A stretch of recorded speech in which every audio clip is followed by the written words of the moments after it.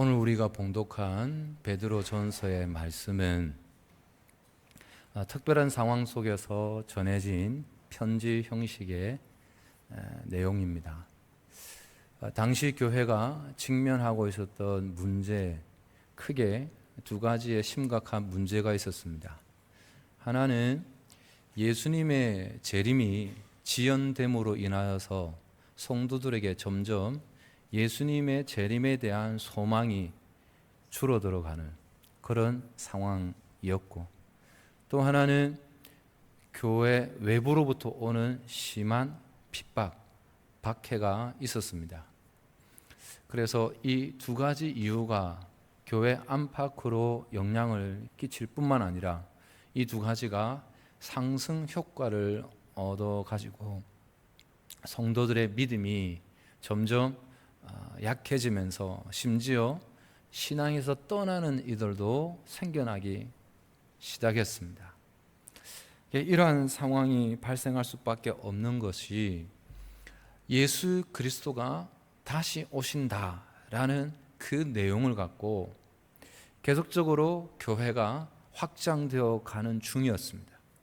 그런데 예수님이 다시 오시지 않는 시간이 10년, 20년, 수십 년의 세월이 흐르면서 교회가 그토록 강조하면서 가르쳤던 그 내용의 신빙성에 문제가 생긴 거지 않습니까? 그러니까 이제 더 이상 교회가 하는 말에 대해서, 교회가 주장하는 것에 대해서 사람들이 믿으려고 하지 않습니다. 그러니 당연히 교회로 새로 유입되는 사람이 적을 수밖에 없겠죠. 뿐만 아니라 이미 믿음을 가지고 있었던 사람들도 예수님의 재림이 점점 늦어지는 가운데 상심해 있는 데다가 앞서 말씀드린 것처럼 외부로부터 더 점점 심해지는 박해가 가해지다 보니까 믿음을 가진 사람들이 어떤 선택을 하게 됩니까? 당장 현실적인 문제에 직면하게 되니까 점점 신앙에 있어서 재림을 소망하는 그 종말론적인 신앙은 점점 약해지게 되고 개인주의적이고 또 현실주의적인 신앙으로 전락해버리게 되는 거예요. 그러니까 적당하게 신앙 삶을 살아가는 것을 이상적인 것이다 라고 생각하면서 살아갔어요. 그러니까 성도들의 믿음이 약해질 뿐 아니라 교회의 존립마저도 위협을 느끼는 그런 상황이 되다 보니 오늘 사도는 믿음이 약해지 가고 있는 성도들을 향해서, 그리고 교회가 전폐 위기에 놓여 있는 그런 상황에 침묵할 수 없어서 어떻게 하면 믿음을 가진 성도들이 끝까지 믿음을 지킬 수 있을까? 어떻게 하면 교회가 교회로서의 힘을 가지고 존재할 수 있을까? 고민한 끝에 편지하면서 어떤 표현을 쓰면서 위로하고 격려하고 있습니까? 오늘 설교 제목이 뭡니까? 흩어진 나그네라는 표현으로 성도와 교회를 위로하고 권면하고 있어요. 여러분, 흩어진 나그네라는 이 말을 다르게 표현할 때 여러분 들어보셨을 것입니다. 디아스포라라는 말을 사용합니다. 이 디아스포라의 단어적인 뜻은 흩어진 사람들이라는 뜻입니다. 그 단어 자체의 뜻은. 그런데 어떤 사람들을 향해서 하는 말이냐 하면 팔레스틴 땅에서 고향 땅을 떠나서 세계 여러 곳에 흩어져서 그곳에서도 유대인의 전통과 관습을 유지하면서 살아가는 유대인들을 일컬어서 한 말이 디아스포라였습니다. 근데 이제는 이 용어가 좀 더 확대되어서 고향 땅을 떠나서 이주한 이주민들을 통틀어서 하는 말로 대신 사용되기도 합니다. 아무튼 디아스포라, 그러니까 흩어진 나그네가 많이 생겨났는데, 근데 사실은 이스라엘의 역사의 시작에서부터 쭉 역사가 진행되는 동안 이스라엘의 역사는 한마디로 디아스포라의 역사였다 해도 과언이 아닙니다. 왜냐하면 믿음의 조상 아브라함이 하나님의 부르심을 받은 이후부터 나그네의 삶을 살기 시작하지 않습니까?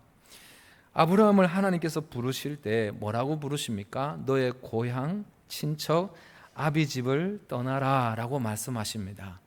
그 말씀을 들은 아브라함은 그 말씀에 따라 고향을 떠나면서 나그네의 삶을 살기 시작하죠. 여러분, 하나님께서 지시할 땅이라고 말씀하신 가나안 땅에 들어갔지만 그 땅에 흉년이 임했습니다. 그래서 그 땅에 정착하지 못하고 하는 수 없이 애굽으로 일시 동안 피신했어야 했어요. 그리고 가나안 땅에 다시 돌아와서도 한 곳에 정착하지 못하고 여기저기 떠돌아다닙니다. 그래서 아브라함은 자신의 삶을 평가하기를 나그네의 삶이었다라고 스스로의 인생에 대해서 그렇게 말을 하거든요. 그렇게 말하는 시점이 언제인가 하면 아브라함의 나이가 137세가 되었을 때 아내 사라가 죽게 되죠. 근데 이 아내를 매장할 땅 한 평이 아브라함 앞에 없는 겁니다. 자기 이름으로 땅 한 평을 소유하지 못한 그때에 아내가 죽게 되었거든요. 그래서 하는 수 없이 헷 족속에게 우리가 아는 것처럼 막벨라 굴을 구입하게 됩니다. 그 막벨라 굴을 구입하면서 그 땅을 구입하면서 아브라함이 헷 족속에게 하는 말입니다. 창세기 23장 4절입니다. 함께 읽으실까요? 시작. 나는 당신들 중에 나그네요 거류하는 자이니. 여러분, 이때 이 고백을 할 때 아브라함이 가나안 땅에 들어와서 산 지가 수십 년이 지났습니다. 좀 더 구체적으로 이야기하면 약 60년의 세월이 지났습니다. 그런데 아직 나그네라고 말을 하고 있습니다. 여전히 나그네라는 것입니다. 그래서 이스라엘 백성의 역사의 시작부터 나그네의 삶이 시작되었다 라고 말하는 거예요. 뿐만 아니라 우리가 성경의 기록에도 보면 이 유대인들이 크게 몇 차례 강제적으로 이주를 하게 되는 그런 역사적 아픔을 겪지 않습니까? 주전 722년 혹은 721년에 북이스라엘이 아수르에 의해서 망하게 됩니다. 그때 아수르가 어떤 정책을 펼칩니까? 북이스라엘 땅에 살고 있는 사람들을 강제로 타 지역으로 이방 민족이 사는 지역으로 이주를 시키고 그 이방 민족들을 또 북이스라엘 땅으로 강제 이주를 시킵니다. 그래서 이때 어쩔 수 없이 아수르 제국에 의해서 사람들이 흩어지게 되죠. 그리고 나그네의 삶을 살기 시작해요. 그리고 135년, 136년이 지나고 난 뒤에 주전 586년에 남유다마저 바벨론에 의해 망하게 됩니다. 그때 바벨론이 또 어떻게 합니까? 포로를 바벨론 땅으로 끌고 가지요. 그래서 그때도 많은 사람들이 흩어지게 됩니다. 그 이후에 페르시아 제국, 헬라 제국, 로마 제국 흥망성쇠를 거듭하면서 그때마다 또 흩어진 사람들이 발생하게 됩니다. 그렇게 오랜 세월이 흐르는 동안 이스라엘의 역사는 디아스포라의 삶을 살 수밖에 없는 역사적인 아픔을 갖고 있습니다. 그러는 중에 세월이 제법 흐르고 나서 사도행전 말씀을 보게 되면 그 시기는 주후 한 1세기 전후가 됩니다. 그때 로마 황제에 의해서 또 대대적인 박해가 가해지지요. 그 중에 성경 기록 그대로를 보면 사도행전 7장에 스데반 집사의 순교 사건이 기록이 됩니다. 스데반 집사님의 순교 사건이 발생하고 나서 그 다음에 곧바로 일어난 일들에 대해서 교회 역사서인 사도행전은 다음과 같이 기록합니다. 사도행전 8장 1절입니다. 함께 봉독하겠습니다. 시작. 그날에 예루살렘에 있는 교회에 큰 박해가 있어 사도 외에는 다 유대와 사마리아 모든 땅으로 흩어지니라. 이런 그들이 정든 고향을 떠나 세계 각지로 흩어져 산다고 하는 것은 결코 쉬운 일이 아닌 거죠. 그죠? 오늘날과 같이 이 세계를 무대로 하면서 지구촌이라는 말을 쓰잖아요. 왜냐하니까 우리가 지금 이곳에서도 저 지구 반대편에 있는 그 나라의 소식을 우리가 접할 수 있고 그 나라의 정보를 어느 정도 우리가 알 수 있습니다. 그래서 우리가 살아가는 이 시대를 지구촌 시대라고 말을 해요. 이런 정보를 가지고 있고 가면 어떻게 가야 되는지, 어디쯤에 그런 나라가 존재하는지 이런 정보를 갖고 있는 지금 이 시대에도 이민을 가서 그 땅에서 정착하는 것이 쉽지 않습니다. 그죠? 그런데 이때 흩어진 사람들은 지금부터 짧게는 2000여 년 전입니다. 그보다 더 오래전에 흩어진 사람들도 있습니다. 그러니까 이 사람들이 고향 땅을 떠나서 그 땅에서 거주하며 산다는 것은 정말 힘든 과정을 거칠 수밖에 없는 거죠. 삶의 근간이 송두리째 흔들리는 사건을 경험했던 사람들입니다. 더군다나 여러분, 이 사람들이 앞으로 이민을 가야 되겠다, 미리 계획을 세우고 차근차근 준비하는 중에 드디어 때가 되었다라고 해서 이주를 한 게 아니잖아요. 어느 날 갑자기 심한 박해가 가해지면서 어쩔 수 없이 급하게 짐을 싸서 떠났던 사람들입니다. 그러니 별 준비도 되지 않은 상황에 떠났으니까 정착하는 것이 더더욱 쉽지 않았을 겁니다. 그런데 그들이 이런 어려운 상황임에도 불구하고 이렇게 어려운 결정을 내리고 흩어진 나그네로 살아간 이유가 어디에 있었습니까? 앞서 말씀드린 아수르, 바벨론, 페르시아, 헬라, 로마 제국들의 흥망성쇠를 경험하면서는 강제로 이주하게 된 이유가 대부분입니다. 그런데 오늘 우리가 본문으로 봉독하고 있는 이 베드로 전서를 받아들은 독자들은 신앙 때문에 스스로 선택을 해서 신앙을 지키기 위해서 스스로 흩어진 나그네가 된 사람들입니다. 그러니까 오늘 편지를 받고 있는 이 사람들은 과거 강제적으로 어쩔 수 없이 정치적 이유 때문에 흩어진 사람들과는 좀 결이 다르죠. 이들은 선택의 기준이 뭐였다는 것입니까? 신앙이었다는 것입니다. 신앙의 삶을 어떻게 하면 더 잘 살아갈 수 있을까 고민하는 끝에 고향 땅을 포기하고 가지고 있고 누리고 있던 것을 포기하고 흩어진 나그네의 삶을 선택했던 사람들입니다. 그러니까 오늘 본문 1절에 말씀하고 있는 본도, 갈라디아, 갑바도기아, 아시아, 비두니아에 흩어진 사람들은, 흩어진 나그네들은 자기들 스스로 선택한 디아스포라의 삶인 거지요. 무엇 때문에? 신앙 때문에.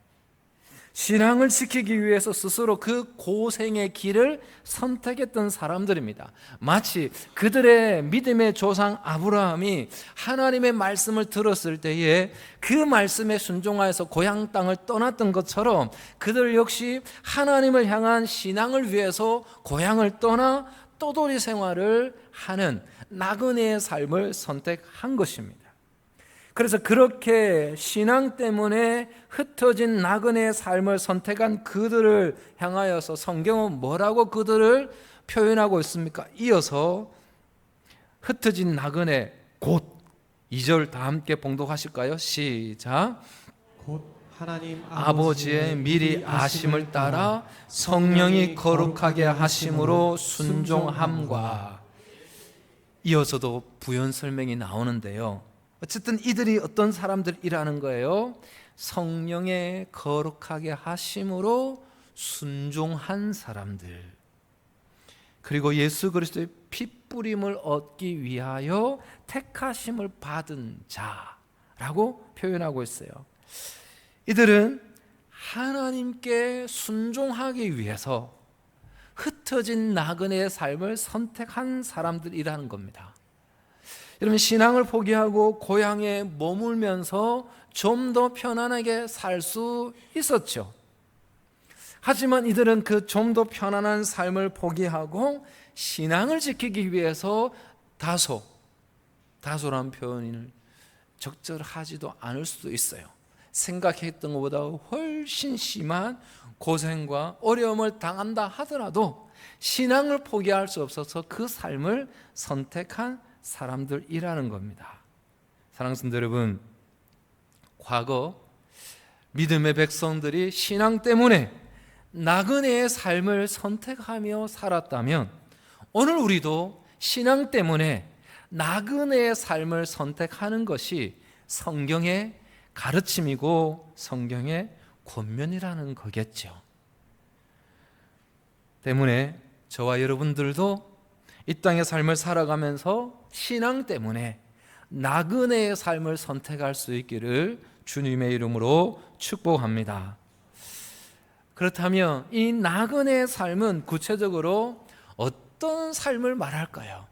어떻게 살아가는 것이 오늘 본문의 말씀에서 말씀하고 있는 흩어진 나그네의 삶, 곧 하나님 아버지의 미리 아심을 따라 성령의 거룩하게 하심으로 순종하는 삶을 사는 것일까요? 어떤 삶이? 나그네의 삶의 특징을 보면 어떤 삶인지를 우리가 알 수 있지 않겠습니까? 여러분, 나그네의 삶의 특징 중에 대표적인 것이 뭐겠습니까? 나그네는 결코 많은 것을 가지고 다니지 않습니다. 그죠? 나그네는 최소한의 것만을 가지고 길을 떠납니다. 왜냐하면 너무 많은 것을 가지고 다니면 이동하는데 불편하기 때문에 많은 것을 가지고 갈 수도 없습니다, 사실은. 이제 지금 여름 휴가철인데 이미 다녀오신 분도 계시고 여름 휴가 중인 분도 계시고 그럴 텐데 휴가를 떠나게 될 때 이제 짐을 싸지 않습니까? 짐을 싸게 되면서 싸다 보니까 생각했던 것보다 점점점 짐이 많아지잖아요. 그죠? 짐이 많아져서 좀 포기하고 두고 갈까 하다가도 우리 마음에 혹시 모르니까 약간은 불안한 마음으로 혹시 모르니까 점점 짐이 많아짐에도 불구하고 그 모든 짐들을 싸서 휴가를 떠납니다. 근데 막상 휴가를 마치고 집에 돌아올 때 그 싸갔던 짐 보따리 중에 어떤 짐이 있습니까? 뜯지도 않고 그대로 들고 갔다가 그대로 들고 오는 짐이 있습니까? 없습니까? 휴가를 안 가보셨나요? 있지요. 여성분들 회개하시면 좋겠습니다. 그대로 가져갔다가 그대로 들고 오는 경우가 있죠. 그래서 미련하게 왜 가져갔을까 후회를 합니다. 휴가 며칠만 갈 때만 해도 그런 후회를 하게 되죠. 한 여행자가 아주 유명한 랍비 집에 하루 지내게 되었어요. 집안에 딱 들어가는 순간 집안을 둘러보는데 집안이 너무 휑한 겁니다. 둘러보니까 책은 꽤 있어요. 그리고 책을 읽을 만한 책상은 또 있어요. 그래서 잠을 잘 때 편안하게 잘 수 있는 침대는 있어요.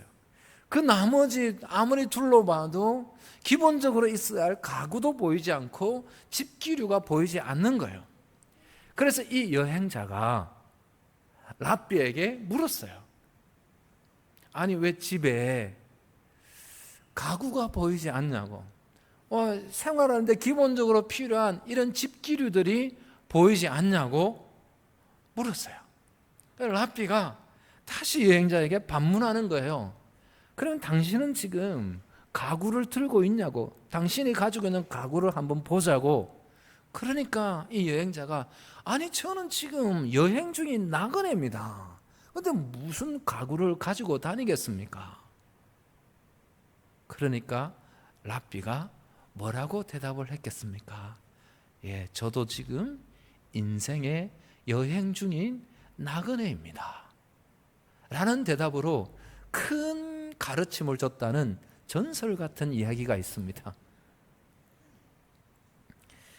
사랑하는 성도 여러분, 우리도 지금 모두가 다 인생의 여행 중이지 않습니까?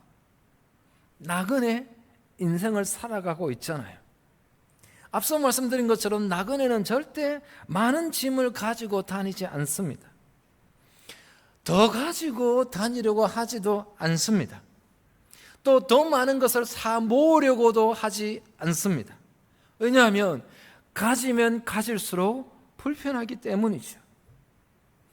그런데 많은 사람들이 나그네 인생을 살아가면서도 좀 더 많이 가지려고 애를 씁니다. 적어도 내가 생각하는 그 누군가보다는 더 가져야 한다, 더 있어야 한다, 더 누려야 한다 라는 생각을 갖고 살아가는 사람들이 많이 있습니다.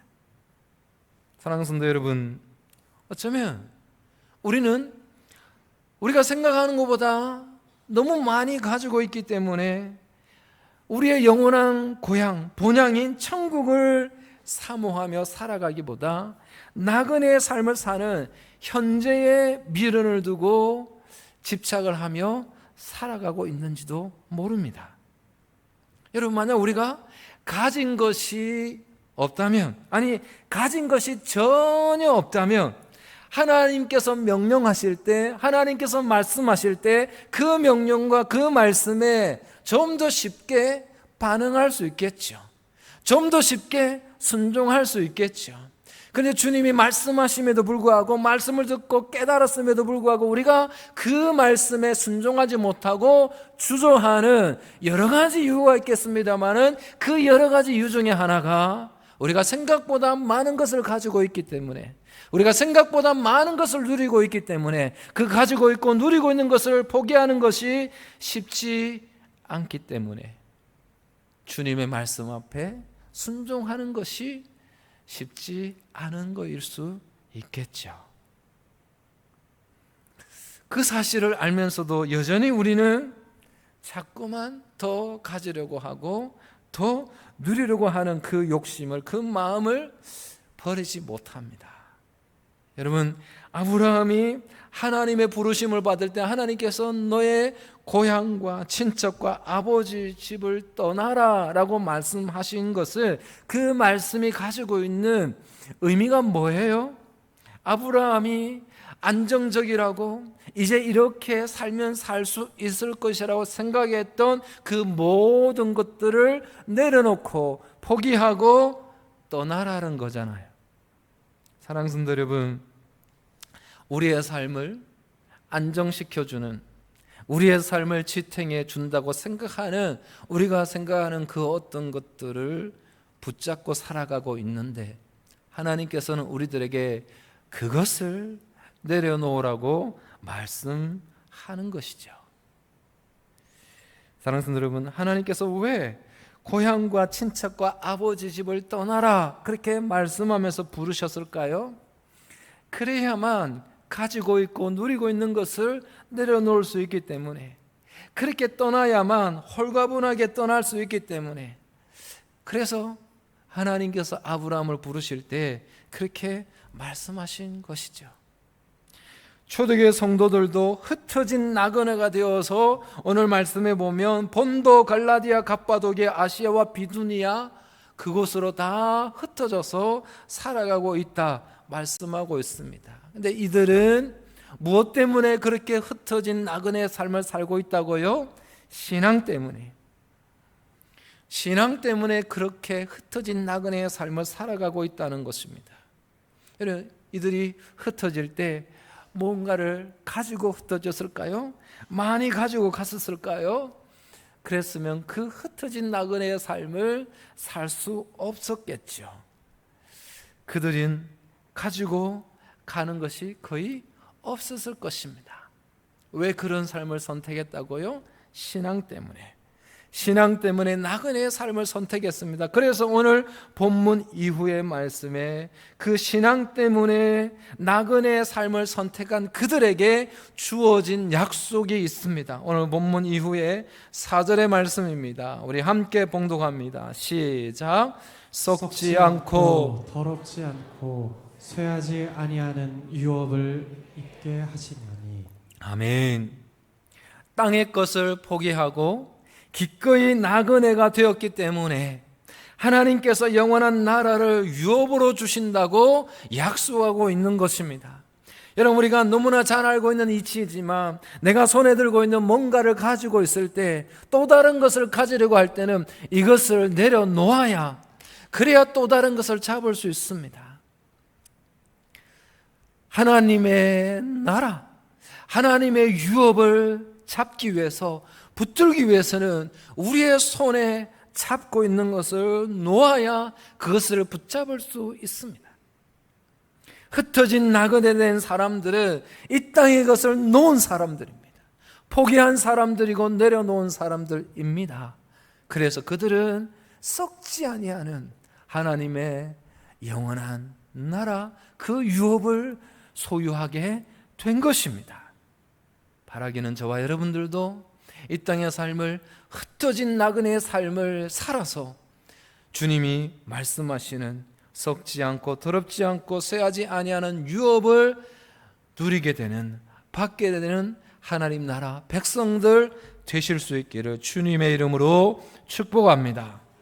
그리고 이어서 7절에는 그렇게 순종하여서 기꺼이 믿음의 순례자의 삶을 살아가는 그들을 향하여서 또 뭐라고 표현합니까? 7절의 말씀입니다. 함께 봉독합니다. 시작. 로 연단하여도 없어질 금보다 더 귀하여 예수 그리스도께서 나타나실 때에 칭찬과 영광과 존귀를 얻게 할 것이니라. 아멘. 불로 연단하여도 없어질 금보다 더 귀한 믿음을 이 흩어진 나그네들이 가지고 있다는 거예요. 그래서 그 믿음 때문에 예수 그리스도께서 이 땅에 오실 때 어떻게 하신다고요? 칭찬과 영광과 존귀를 얻게 할 것이다 라고 말씀합니다. 사랑하는 성도 여러분, 신앙 때문에 이 땅의 것을 내려놓고 흩어진 나그네의 삶을 살아가는 그들에게 우리 주님 다시 오실 때 뭘 주신다고요? 칭찬과 영광과 존귀를 주신다는 것입니다. 저와 여러분들이 주님 다시 오실 때 그 칭찬과 영광과 존귀를 받는 하나님 나라 백성들 되실 수 있기를 주님의 이름으로 축복합니다. 더 나아가 흩어진 나그네는 흩어진 것으로 끝나지 않습니다. 여러분, 사도행전의 말씀을 보면 사도행전은 우리가 아는 것처럼 교회의 역사를 기록한 역사서입니다. 그러니까 믿음을 지키기 위해서 흩어진 나그네의 삶을 살았던 그들은 흩어진 것으로 그들의 삶은 마치지 않습니다. 그들은 흩어져서 어떻게 했다고 사도행전은 말씀하고 있습니까? 8장 4절입니다. 다 함께 봉독합니다. 시작. 그 흩어진 사람들이 두루 다니며 복음의 말씀을 전할세. 흩어진 그들에게는 신앙 때문에 흩어지는 삶을 선택한 사람들입니다. 그래서 그들의 심장에는 생명의 복음이 있는 것이죠. 신앙 때문에 나그네의 삶을 선택했기 때문에 그들은 어딜 가나 복음의 열정을 가지고 복음의 씨를 부지런히 뿌렸다는 것입니다.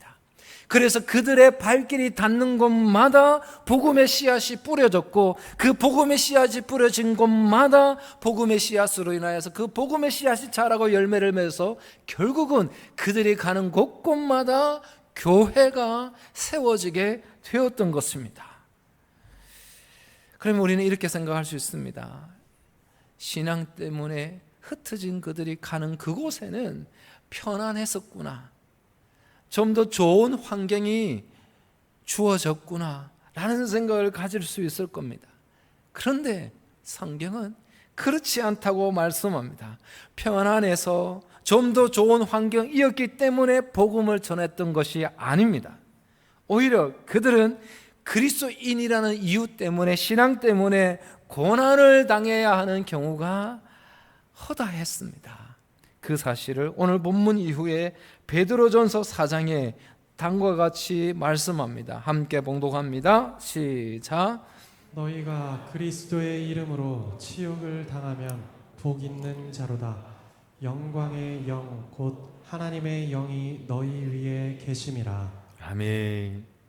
여러분, 나그네로 살아간다는 것은 말 그대로 그 땅에서 이방인이잖아요.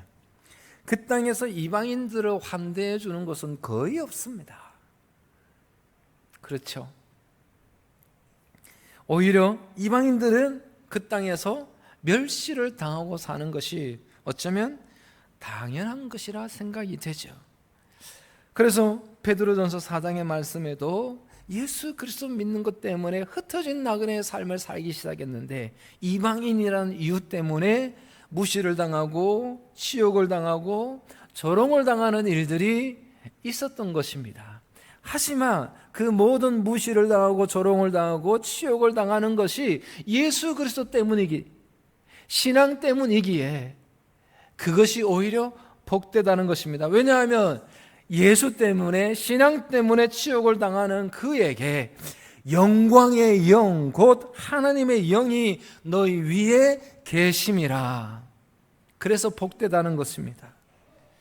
여러분, 우리가 뭔가 나은 삶이 되어서 뭔가 좋은 일들이 있어서 그것도 복되지만 우리에게 복된 것은 영광의 영, 성령께서 우리와 함께 하시기 때문에 우리는 복된 존재인 줄 믿습니다. 신앙 때문에 그 선택을 주저하지 않았기에, 신앙 때문에 치욕을 당하기에 그에게 성령의 거룩한 영이, 영광의 영이 함께 한다는 거예요. 사랑하는 성도 여러분, 우리는 오늘 본문의 말씀에 의하면 믿음을 가진 하나님의 백성으로서 흩어진 나그네입니다. 우리가 여기 함께 모여서 예배를 드린 후에 우리 각자의 삶의 자리로, 현장으로 흩어집니다. 그때부터 우리는 조금 전에 표현한 대로 디아스포라의 삶을 살게 됩니다. 물론 우리의 삶이 과거 믿음 때문에 흩어졌던 그들처럼 핍박을 당하거나 박해를 당하는 그런 상황은 아닙니다. 하지만 오늘 이 시대에 믿음을 가지고 살아가는 사람들이 이 시대의 문화가 어떻습니까? 교회에 대해서 그렇게 좋은 생각들을 가지고 있지 않습니다. 그냥 이유 없이 비난하는 사람들이 있습니다. 이유 없이 조롱하는 사람들이 있습니다.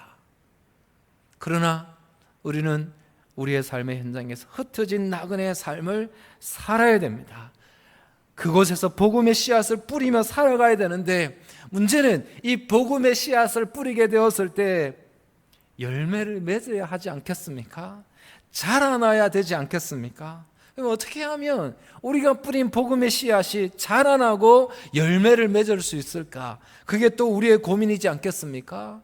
그 고민에 대한 해답을 베드로전서 2장 12절 말씀은 이렇게 가르쳐주고 있습니다. 함께 봉독합니다. 시작.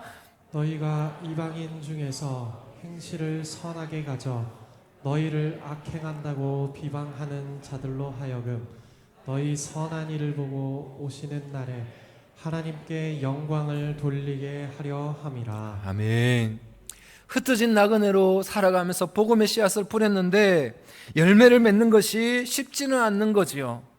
왜냐하면 오늘 우리가 사는 문화도 그렇지만 그때 그 시절의 문화도 크게 다르지 않을 겁니다. 이방인을 적대시하고 경계하는 그런 문화는 어딜 가나 있습니다. 호의적이지 않습니다. 그래서 때로는 손해를 봐야 했을 겁니다. 억울한 일을 당해야 했을 겁니다. 그럼에도 불구하고 그들이 어떤 삶을 살았다는 것입니까? 어떤 삶을 살아내야 된다는 것입니까? 선한 삶을 살아야 한다는 겁니다. 그렇게 선한 삶을 살면 조롱하는 그들이, 비방하던 그들이, 적대시하던 그들이, 경계하던 그들이 어떻게 한다는 거예요? 선한 행실을 보고 결국에는 하나님께 영광을 돌리게 된다는 것입니다. 사랑하는 성도 여러분, 복음의 씨앗을 뿌리고 어떻게 하면 자랄 수 있을까? 어떻게 하면 열매를 맺을 수 있을까? 어떻게 하면 교회가 든든히 세움받을 수 있을까? 그 고민을 가진 사람들에게 조금 전에 봉독한 말씀은 그 답을 제시해주고 있습니다. 억울해도, 손해를 봐도, 비방을 해도, 조롱을 해도 우리의 삶의 자리에서 선한 삶을 살아내면, 선한 행실을 나타내면 결국 그들이 하나님을 인정한다는 것입니다. 그들이 우리의 신앙을 인정하게 된다는 것입니다. 사랑하는 성도 여러분, 우리는 나그네입니다. 신앙 때문에 우리가 가진 것을 포기해야 되는, 내려놓아야 하는 흩어진 나그네입니다. 흩어진 그 삶의 자리에서 선한 행실로 복음의 씨앗을 뿌릴 때 하나님께서 영광을 받으실 뿐 아니라 우리의 삶도 영광스러운 삶이 될 것이고 하나님의 백성들 무리 속에 많은 사람들이 돌아오게 되는 줄 믿습니다. 이번 한 주간 우리 모두 흩어진 나그네로 살되 선한 행실로 복음의 씨앗을 뿌리며 살아가는 복되고 영광스러운 한 주간 되실 수 있기를 주님의 이름으로 권면하여 드립니다.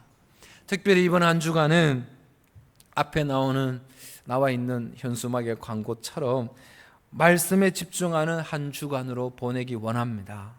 그래서 여러분, 신앙을 지키기 위해서 신앙 때문에 고향 땅을 떠난 믿음의 선배들도 있습니다. 여러분, 교회에서 준비한 이 말씀 집회에 우리의 신앙을 다시 한번 다지고 지키기 위해서 적어도 집회 시간, 수요일, 금요 시간에는 모두 다 참석할 수 있기를 권면합니다. 그리고 성경 통독의 시간이 있습니다. 그 시간 다 참여를 하지 못한다 하시더라도 있는 곳에서 직장이든 가정이든 어느 곳이든 하나님 말씀을 함께 읽어가면서 이번 한 주간을 뜨거운 날씨만큼이나 말씀에 집중함으로 우리의 신앙이 말씀으로 뜨거워지는 한 주간 될 수 있기를 다시 한번 주님의 이름으로 축복합니다.